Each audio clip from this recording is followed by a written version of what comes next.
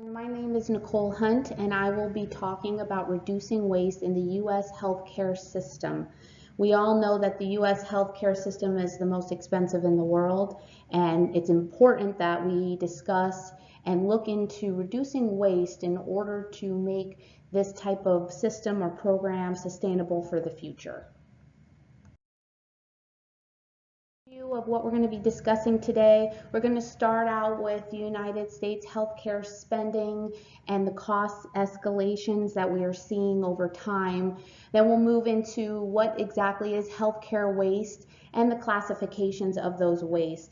And then finally we'll move into what we can do to change the policies and correct these issues so that we can move forward with reducing that waste and hopefully increasing the sustainability of the healthcare system. We all know that the United States spends more and earmarks a larger share of economic resources to healthcare than similar high-income industrial countries, and it is widely deemed to be growing at an unsubstantial rate. As you can see, total spending grew at an average rate of 6.7% from 1990 to 2000, 7.3% from 2000 to 2010, and a slightly lower rate of 4.3% from 2010 to 2015. That slower growth rate of the national health expenditures in recent years reflects the cost containment efforts taken on by various parties, including the federal government, for Medicare spending. There is little doubt, though, that healthcare continues to consume an ever-rising share of the U.S.'s total economic production. In 2017, the U.S. national health expenditures grew to $3.5 trillion, representing a cost of $10,739 per person and accounting for 17.9% of the gross domestic product. As you can see on the chart there, in 2017, the NHE spending was comprised of 20% Medicare, 17% Medicaid, 34% private health insurance, and 10% out-of-pocket expenditures. However, we can see that the largest shares of healthcare spending were made by the federal government at 28.1% and private households following thereafter at 28%. Under current law, national health spending is projected to grow at an average rate of 5.5% per year from 2018 to 2027 and is going to reach nearly $6 trillion by 2027. There are numerous factors that contribute to the rise of healthcare expenditures and cost escalation, interacting in complex ways. Just one or two main causes cannot be pinpointed since they all have an effect. Experts agree that the U.S. definitely spends too much on healthcare, and expenditures obviously require containment. Rising healthcare costs consume greater portions of the total economic output. Since economic resources are limited, rising healthcare costs means Americans have to forego goods and services when more is spent on healthcare. Limited economic resources should be directed to highest value uses. In healthcare delivery, comprehensive health insurance creates moral hazard and provider-induced demand, both fueling inefficiencies in resources and consumption. U.S. businesses argue that rising insurance premium costs must be passed on to consumers in the form of higher prices, interfering with their ability to remain globally competitive. Rising premium costs limit the ability of small businesses to offer health benefits. Rising healthcare costs also take a toll on the average and low-income Americans. Affordability of healthcare was one of the biggest economic problems for most Americans. 1/3 of the Americans went without care due to those costs. And finally, government only has a limited ability to raise taxes or subsidize healthcare costs, given Americans believe they pay more than their fair share already. Healthcare waste. Healthcare waste is an elimination of spending without harming consumers or reducing the quality of care that people receive, including medical services that provide little or no benefit to the end users. It also includes avoidable overspending on services that could be more efficiently delivered. Healthcare waste is mainly driven by the way U.S. healthcare is organized, delivered, and paid for, and in particular by the economic incentives in the system to favor volume over value. According to the Organization of Economic Cooperation and Development, wasteful spending is pervasive in the U.S. and its magnitude is increasing every year. It is estimated that healthcare waste constitutes 1/3 to nearly 1/2 of all U.S. health spending. So next we're going to talk about healthcare waste classifications. There's generally several that are recognized. The first is failure to deliver services or fraud and abuse. When a consumer pays for but does not receive a product or service, or when a hospital or physician bills a third-party payer or the government for services they don't provide. The U.S. Department of Justice reported that losses and fraud in 2014 amounted to $272 billion. Next, we have provision inefficiencies and failure to coordinate care. This is the duplication of services already received and the failure to coordinate care, producing inefficiencies in goods and services. These generally stem from lack of communication between healthcare providers and medical record systems. Overtreatment is commonly confused with misdiagnosis as other forms of medical error, but these are patients who are actually correctly diagnosed, and it is just that the patient receives therapy for the diagnosis that will not make them healthier or live longer. This category of overtreatment has added between $158 billion and $226 billion to wasteful spending in 2011. Administrative costs consist of excess spending that occurs because private health insurance companies, the government, and accredited agencies create inefficiencies and flawed rules and over-bureaucratic procedures. The complex U.S. healthcare delivery system requires participation of more managers and administrators than doctors and nurses. According to the OECD, the U.S. leads the world administration costs. Over 8% of healthcare spending in the U.S. was spent on administration in 2016. The next highest country was France at 6%. Pricing failures is a type of waste that occurs when the price of a service exceeds what is found in a properly functioning market, which would be equal to the actual cost of production plus a reasonable profit. The result of the lack of price transparency in healthcare ends up making price higher than it should, resulting in wasteful spending. In total, it's estimated that these kinds of pricing failures add $84 billion to $178 billion in wasteful spending in 2011. You've also got errors. They happen in long-term facilities, pharmacies, and in doctors' offices. In 2008, approximately $19.5 billion was lost in accounting errors. It is certain that costs have risen sharply in the healthcare industry, and it's reasonable to assume that costs and errors are going to rise as well. And finally, prevention failures. The U.S. does not put emphasis on prevention and lifestyle behavior changes to promote better health. Consequently, more cost healthcare resources are deployed to treat healthcare problems that could have potentially been prevented. A report from the Milken Institute suggests that it may have to seriously combat chronic disease, and U.S. could have saved $220 billion annually. The chart on the right there shows what the waste percentages are based off of their category. The key method to reducing unsustainable healthcare costs is to mitigate and or eliminate waste. According to the Congressional Budget Office, if 30% of wasteful health spending ceased, it would equate to approximately $700 billion in savings when extrapolated to total U.S.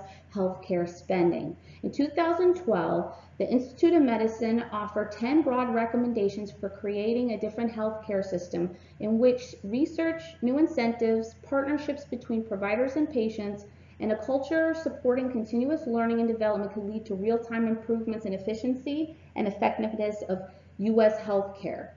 Many of the measures described in this slide are in process, but there are widespread concerns about how scalable such payment models are and how soon they will have a major difference in the way care is provided. Efforts to extract waste from the healthcare system will in all likelihood continue a long range of federal government initiatives, including information technology adoption, pay for performance, payment and delivery reforms, comparative effective research, and competitive bidding. Similar programs have also been initiated in Medicaid.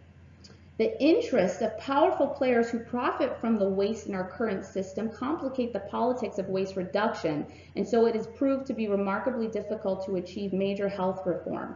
In fact, U.S. hospitals earned their highest profits ever in 2016. The world's largest pharmaceutical companies generated an annual profit of 15 to 20% of revenue, and the stock prices for major health insurance companies have grown roughly 3 times the rate of the standard over the past 5 years. Despite such challenges, though, only a system of integrated approach can allocate resources efficiently by aligning incentives, guidelines, and processes for high quality care. We go about addressing these issues and changing policy to make the U.S. healthcare system waste less and become more efficient. Under fraud and abuse, several reforms have passed, ranging from the 2003 Medicare Modernization Act to the 2010 Affordable Care Act changes. Of note, in 2012, there was a formation of a National Fraud Prevention Partnership, a voluntary public-private partnership involving federal and state governments, private insurance companies, and healthcare anti-fraud groups. This initiative attracted the interest of insurance companies with Blue Cross Blue Shield Association, America Health Insurance Plans, and major insurers that expect to participate. A bipartisan group of members of the Senate Finance Committee have also asked providers to suggest overlooked or underutilized ways to combat Medicare and Medicaid fraud. Under pricing failure, we can suggest accelerate the growth of consumer direct healthcare plans paired with other reforms to encourage consumers to be more sensitive to prices. These reforms could and should include increased regulations to promote price and quality transparency and payer innovations to introduce insurance plans with reference prices. With this strategy, the country can achieve an incremental $110 billion in savings beyond the $140 billion already on the path to achieve. This is an additional 3% of healthcare spending. This approach would not be totally positive, though, because evidence suggests that some portion of the reduction of costs would result from patients not seeking necessary care to increase sensitivity to prices. Innovation in insurance products, such as value-based insurance designs that reduce cost sharing for highly effective clinical services, can help address these concerns. Another option is to go with aggressive supply-side reforms by accelerating the migration from fee-for-service payment system to alternative payment methods, such as bundled payments or individual budgets for patients, will also provide the incentive for reorganization of providers' care delivery models. This strategy would save similar amounts to the demand-side strategy, and from early impressions suggest it will result in no reduction in quality or use of necessary care. And we have reforms might be aimed at lowering U.S. healthcare prices. For example, government payers might pursue competitive pricing or use current or enhanced government buying power to aggressively reduce prices paid for drugs or hospitals or physician services. Obviously, lower prices would reduce governmental expenditures on currently covered health care, freeing up resources for other goals that could be expected to reduce drug innovation and quality of medical personal services. On to administrative costs. Some ideas would be to digitize processes.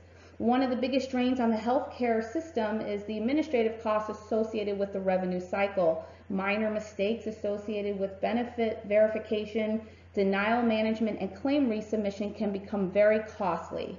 We could also suggest using digital engagement solutions. Since patients nowadays engage in their own care through digital solutions, they're already on their phone 50 to 60% and engaging on phone and web activities. The same percentage would also likely do with their physician or clinical team, making for a more timely, effective, and flexible communication channel.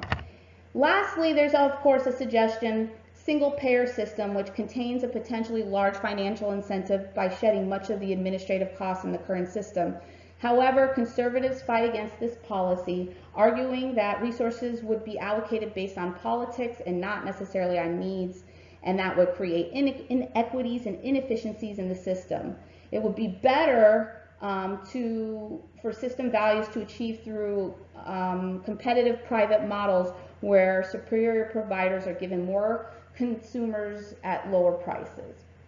Overtreatment. One promising strategy to reduce overtreatment was the Choosing Wisely campaign initiated by the American Board of Internal Medicine Foundation. This program was designed to facilitate dialogue between patients and physicians about healthcare choices.